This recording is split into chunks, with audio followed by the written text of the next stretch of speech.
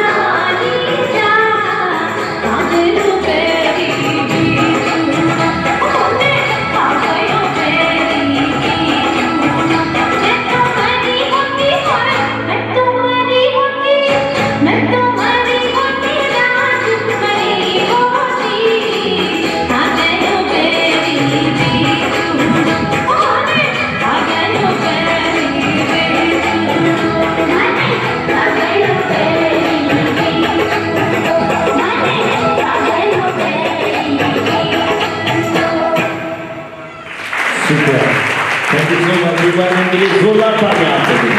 Thank you, thank you so much. और लीजिए अब आपके बीच में पूर्णिमा और मिलेश आ रहे हैं, इसके लिए जोरदार तालियां आप सबकी तरफ से बनी चाहिए।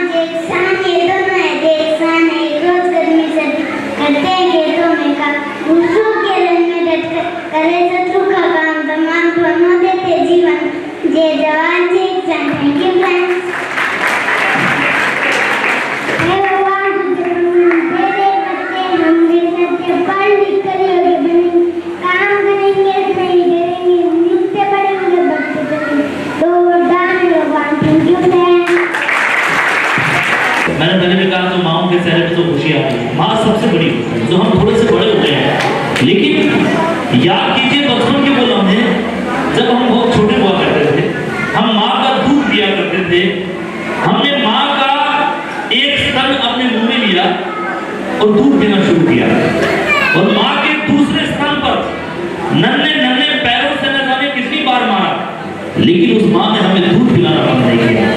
लात खाकर भी भोजन देने की शक्ति अगर भगवान ने किसी को दी है तो वो सिर्फ माँ को दी है। तो माँ से बड़ा इस संसार में कोई हो नहीं सकता। और तभी मैं कहता हूँ कि बहुत रोते हैं लेकिन दर्द कम नहीं होता, उन आंखों के बरसने का कोई मौसम नहीं होता। मैं अपने दुश्मनों में भी महफूज रहता हूँ, मेरी माँ की दुआओं का खजाना कभी कम नहीं होता। माँ की दुआएं हमेशा हमारे साथ रहती है। और लीजिए रोशन एंड जो है वो इस जो मैंने बताया इस बात से बिल्कुल अलग आपको कर देंगे, क्योंकि वो मुंह से बाहर में जा रहे हैं। तो एक बार तालियां उनके लिए बड़ी चाहिए। हमारे पूरे उनकी टीम है, तो इन सबके लिए जोरदार तालियां आप सबकी तरफ से बजाएं।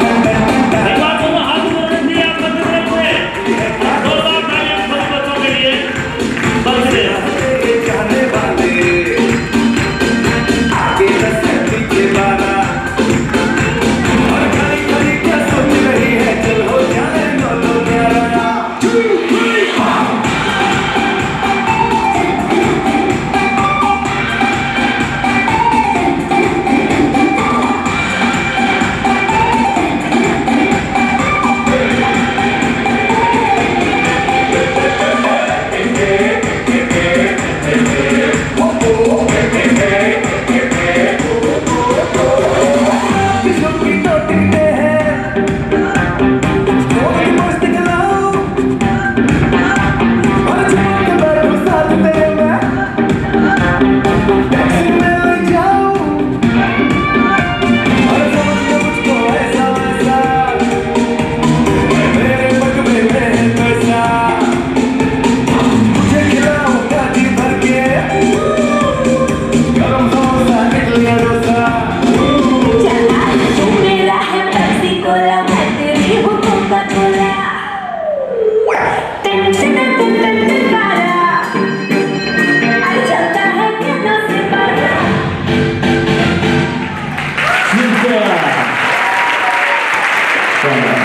एक बार इन सभी बच्चों के लिए मेरे साथ मिलकर आप सभी बोलेंगे तो नमो आपको बोलना है, ठीक है?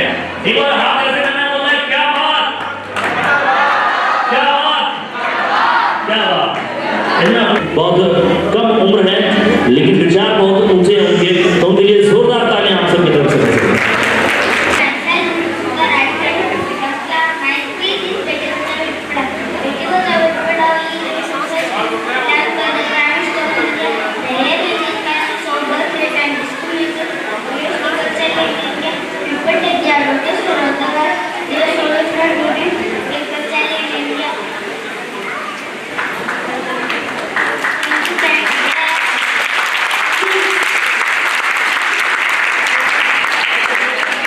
क्या बात है, बेटी बचाओ बेटी पढ़ाओ। लेकिन ज़्यादा समय मैं नहीं लेना चाहता हूँ, लेकिन कुछ बातें मुझे याद आती है तो मैं सोचता हूँ आपको बता दूँ जब तक अपनी परफॉर्मेंस रेडी होती है आप सबके सामने।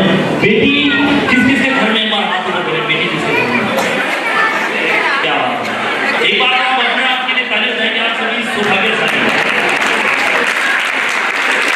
उनके घर में बेटे का जन्म होता है